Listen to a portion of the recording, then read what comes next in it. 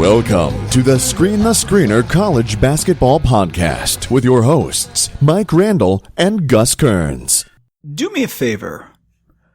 Google Mark Turgeon.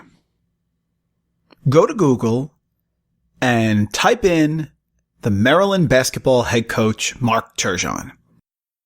Let's take a look at what comes up. How did Mark Turgeon and the Terps handle the NCAA tournament being canceled? Anthony Cowan? Turgeon doesn't deserve all this bad stuff from fans. Anthony Cowan Jr. and Mark Turgeon butted heads all the way to the Big Ten title.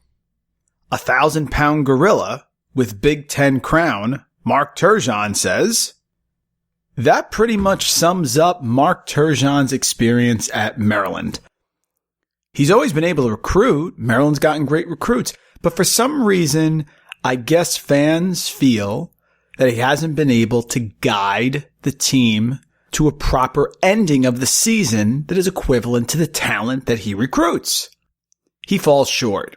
In fact, another listing, when you Google Mark Turgeon, is a petition by a young man named Ethan Fine that says, fire Mark Turgeon as Maryland basketball head coach, which I believe is from 2 years ago.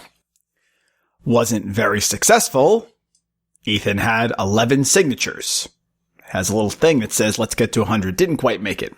But what's interesting is if you look back at the coaches of Maryland basketball, Turgeon's record is pretty darn good. His overall record is 186-92 in 8 years guiding the Terrapins. That's a 67% winning percentage. Gary Williams, who guided the team for 22 years, 65% winning percentage. The great Lefty Driesell, 69% winning percentage, just slightly ahead of Turgeon. In the ACC, or Big Ten, as now Turgeon's competing, his winning percentage stacks up pretty favorably to the others. He has a 58% winning percentage in the ACC and Big Ten play over those 8 years, 61-45. Gary Williams in the ACC, 55%. And Lefty Driesell, the great Lefty Driesell, 55% as well. His accomplishments while at Maryland, he was the Big Ten Coach of the Year in 2015. And he's 9-9 in the NCAA tournament. And even this year, when Maryland actually won a share of the Big Ten Conference regular season title, a share with Wisconsin and Michigan State, Turgeon couldn't even get the Coach of the Year award because in the preseason, Maryland was ranked third. Wisconsin was ranked much lower, so Greg Gard got it. But the Maryland Terrapins were one of the most dangerous teams heading into what should have been the NCAA tournament this year, with Anthony Cowan, one of the best point guards in the country, Jalen Smith, who came back this year as a sophomore and dominated, double-double machine, Aaron Wiggins, Eric Ayala, Darryl Morsell. This team had some big-time wins and won on the road. After starting the Big Ten regular season with 3 consecutive road losses, this team banged out wins at Northwestern, at Indiana, at Illinois, at Michigan State. Yes, I said it, at Michigan State, and at Minnesota. So the Terrapins really had a fantastic season. 24-7, 14-6 in the Big Ten, won a share of the title. But we want to go a little deeper here on the Screener College Basketball Podcast as we do our team review series. And today we're bringing in Jeff Ermann. Jeff is a publisher of the web's best Maryland sports recruiting site. He works for 247Sports, covers Maryland. Fantastic knowledge here on the Terrapins. We'll talk about Mark Turgeon. We'll talk about the preseason expectations. We'll talk about the run that they had towards the end of the year. And we'll talk about where things really started to trend upward for a Terrapin program that is always under the microscope and still will be even next year. But this year, and that fan base, and that stadium, and the legend of the Maryland program may have taken off with the success it had this year. And with some possible transfers and another strong recruiting class, which they'll always have, Maryland will be back at it again next year and may have just turned a corner. What does Jeff Ermann think? Let's find out. Follow him on Twitter at Jeff_Ermann, ERMANN. Let's bring him in to talk Maryland Terrapins basketball. The Screen the Screener Team Review Series rolls on, and we have the Maryland Terrapins today. Folks, Maryland with a fantastic season, one of the best they've had in quite some time. Absolutely one of the top teams in the country who was really looking to make some noise and do some damage in the NCAA tournament, but just a fantastic season. And so we're honored today to have Jeff Ermann here from 247Sports, expert on Maryland, knows everything about the Terrapins, sports, recruiting, everything. He's a big-time follow on Twitter at Jeff_Ermann, ERMANN. Thanks so much for joining us here, Jeff. Are you staying safe, and how you doing? Yeah, I'm doing good, Mike. Pretty much like everyone else, barricaded in my house, trying not to run out of things to watch on Netflix at this point. Yeah, that's pretty much it, right? Just try to keep the kids under wraps. Maybe I saw somebody online do a fort challenge the other day, which keeps them in the same room for like 3 hours, whatever we could do, right? Yeah. Jeff, talk about the preseason expectations for the Terrapins. They had a lot returning, and so the preseason poll, obviously they were up there at the top. They were third, I believe, in the preseason Big Ten poll, right behind Ohio State and Michigan State, but certainly was a big year for the Terrapins, solid across the board with some huge wins. But coming into this year, what were your thoughts? How good did you think Maryland was going to be before the year started? I thought they were a top 10 to top 15 kind of team, just depending on largely on Jalen Smith and whether he became the guy that everybody was expecting him to be.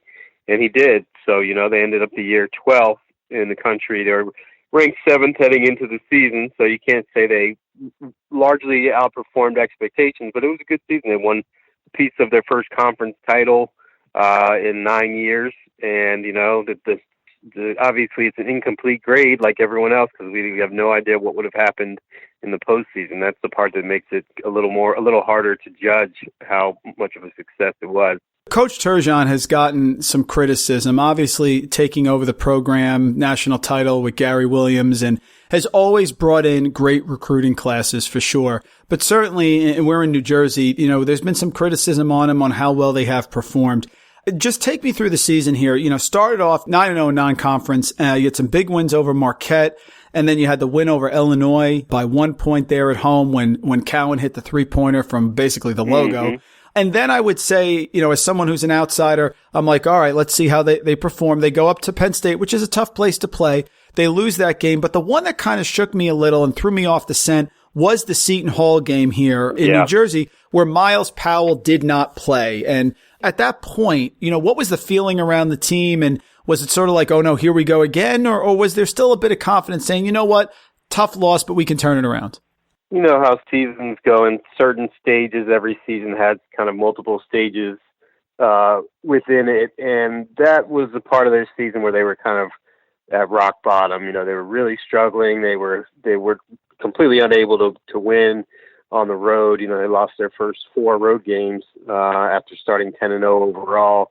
So that's definitely the biggest blemish on their record for the whole season was that Seton Hall game. They just came out flat and never got anything going. I mean, they scored 48 points, I think, in that game, which is obviously terrible. And Seton Hall rallied. That was part of it too. A lot of times, as teams that lose their star player, they'll rally in that next game. Yep. And that was that next game for them right after Powell was out. So they played a really tough defense, and they were a good team this year. They also had a chance to make some noise in March, but that was kind of the low point of their season. A couple games after that is when they woke up and ran off that 9-game winning streak. Yeah, the 9 games in a row was very impressive. And you're right. The early, quote, book on them was, well, they're not going to win on the road. And then sure enough, key game for me was the comeback at Indiana. Indiana was in a midst where they were beating everybody at home, right? They beat Michigan State. Yeah. And that was a great comeback win. And at that point, I said to myself, this team has a little bit of a swagger. They then go on the road at Illinois and they win big. I mean, that's a 9-point win against a really good team. They have the comeback on the road at Michigan State. That probably, I'm not sure if you're going to say that or the Indiana game. The Michigan State game was huge to me also because once Michigan State came back and took the lead, that is a game that typically the Spartans do not lose at home. Yet Maryland, they rattled off like 10 straight points, 12 straight points, something like that, and got the win. So during that 9-game winning streak, a lot of big performances on the road, right? Yeah, the Indiana one was impressive. because obviously they were down in the final minute. But the Michigan State one was even more so, like you said, because they were down 7 with three minutes left in the game. And Michigan State, Cassius Winston said afterwards he couldn't recall a similar game where they'd had that kind of lead late and lost the game. And Anthony Cowan just went nuts. He scored 11 points in a row. He just started dropping 3-point bombs all over the place. Maryland went on a 14-0 run to end the game. So that was one of their best wins, probably of the whole Turgeon era. Definitely maybe their best comeback, I would say. And it was kind of that was kind of how the season went for them. They had 4 or 5 of those games that they stole in the final minute or two. Do you think that Coach Turgeon sort of internalized the pressure of this season? The two sort of moments that I remember hearing him in a press conference was, I believe it was after the Minnesota game where he made some remark about the travel schedule, how they have to turn around, right? And then, of course, after the huge win against Michigan at home, 14-6, you earn a share of the Big Ten regular season. He made a comment actually about the monkey off his back, which I love. I love when coaches keep it real and don't give you the coach speak, right? So much of his politics. But that's a real moment there. So talk about those, the sort of outburst with a nice Minnesota win, which really interrupted what could have been a 4-game losing streak there with that win in the middle. And then, of course, the one at the end where he admitted this was a big hurdle for them to get over. Yeah, that Minnesota win really, that last second win on with a 30-foot three-pointer by Daryl Morcell to win it, that really saved their season. If they lose that game and they end up not even getting a piece of the Big Ten title after having a comfortable lead with 5 games left, that would have put a really sour end on the season. And like you said, a lot of the fans aren't exactly in love with him. That would have been a lot more fuel to the fire.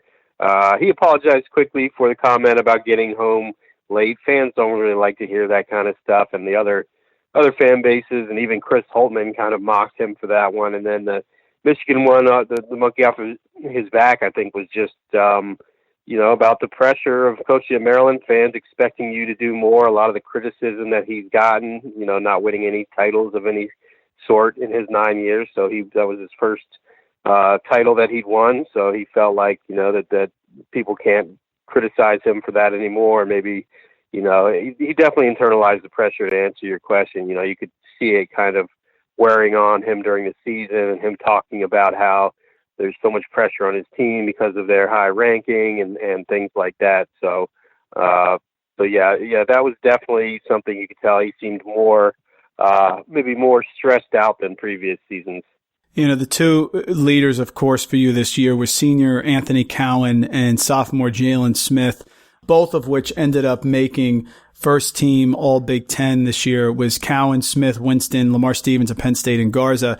Talk about their impact. I know there was some question, Jeff, that Jalen was going to come back. Certainly, I think that brought the expectations to a new level, but he's a spectacular player, double-double machine down the stretch. I mean, it seemed like every game he had a double-double. I put a tweet out where they were something like 15-1 or something when he had a double-double, just a crazy stat. And Anthony Cowan has the it factor. He has the clutch gene. He has that sort of Derek Jeter-esque, like, this is what we do. So talk about Cowan and Smith and their impact this year for the Terrapins. Yeah, they carried the team. It wasn't a very deep team at the beginning of the season. We thought it was a deep team, and then they lost the Mitchell twins, their freshman centers, at the midway point of the season, and some other guys didn't necessarily step up into the roles that were expected. So, with everyone else pretty inconsistent for the most part, those guys were inordinately important to the team. Jalen Smith, a year before, he came into the season with a lot of hype because the previous year he performed, he had a really good freshman season, but he performed really well in the postseason when more people were watching. So everyone expected him to take the next step. For the first half of the season, he was, pretty similar to the guy he was as a freshman. And then all of a sudden the light just turned on and he started dominating. He started making threes. He was exceptional. If Luka Garza wasn't in the conference, I think he would have had a good shot for Conference Player of the Year. And then Cowan, this was his final chance. He came into the season saying how he wanted to win something because as good as his career had been, as many stats as he had piled up, he really hadn't won anything of note. They hadn't really had much postseason success. So you could tell he was motivated all year for that. He was a little more unselfish, more of a traditional leader / point guard throughout the season. And, he finally did get that accomplishment under his belt with the Big Ten title. Again, it's just sad that he didn't get a chance to do something in the postseason. You mentioned the Mitchell twins, and of course, that sort of was an odd scenario there. So enlighten us what went on. I mean, they came in, they were highly recruited. Then all of a sudden in late December, they announced that they're leaving the program. I know that we're being subbed in for each other a lot, but I think that did hurt the depth. Now, they've announced that they're going to go to Rhode Island, but sort of a credit to Maryland that given that those two players leave in late December, they still have the success. What went on there from what you heard? I think it was just attitude thing. One of them clashed, Mikkel clashed with Turgeon from what I was told. And, Turgeon had kind of had enough with him, and his brother didn't want to split with him. So once one was out, the other one decided he was out. I think originally it was supposed to maybe be a suspension, and then it just turned into them leaving. Whose decision it was for them to leave was kind of depends on who you talk to, but it just didn't work out. And they were both really struggling on the court too.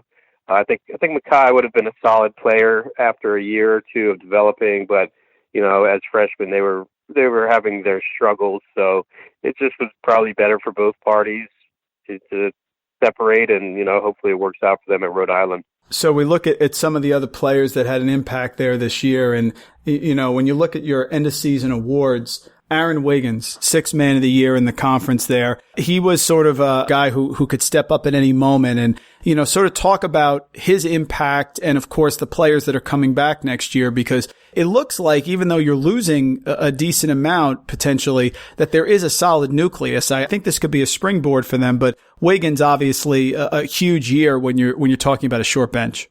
Yeah, he did. And now what they need from him is to step into that, first or second team Big Ten kind of guy, become that kind of guy next season. That was kind of expected of him this year. He had a good season, really good rebounder as a guard, good defender. At times he was a scorer, but the three-point shot really fell off from his freshman numbers. He shot over 40% as a freshman. It was around 30% this year.